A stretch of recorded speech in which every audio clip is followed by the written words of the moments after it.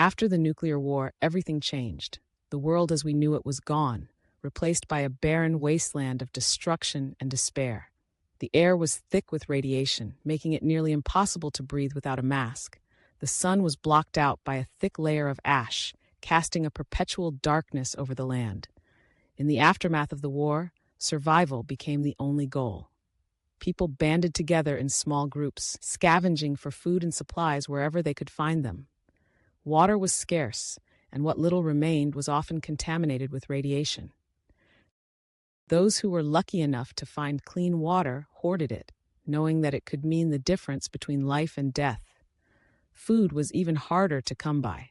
Most of the crops had been destroyed in the blasts, leaving only a few meager scraps for survivors to scavenge. Hunting was nearly impossible, as most of the animals had either died in the initial blasts or succumbed to radiation poisoning. Those who did manage to find food often had to fight off other survivors to keep it. Shelter was another challenge.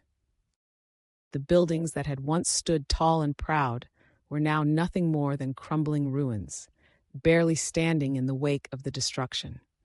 Many survivors took to living in makeshift shelters, using whatever materials they could find to protect themselves from the elements. Others roamed the wasteland, never staying in one place for too long, for fear of being discovered by raiders or other hostile groups. But perhaps the biggest challenge of all was the constant threat of radiation. The fallout from the nuclear blasts had left the land poisoned, making it nearly impossible for anything to grow. Those who were exposed to high levels of radiation often developed sickness and disease, their bodies slowly wasting away until there was nothing left. Despite all of these challenges, some survivors managed to find a way to thrive in this new world. They learned to adapt, to scavenge and hunt and fight for what they needed to survive. They formed alliances with other groups, trading goods and information in order to stay one step ahead of the dangers that lurked around every corner. But perhaps the most important survival technique of all was hope. Hope that one day the world would heal from the wounds of the war. Hope that one day the sun would shine again and the land would be green and fertile once more.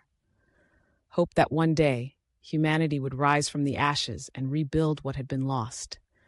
And so the survivors pressed on, clinging to that hope like a lifeline in the darkness.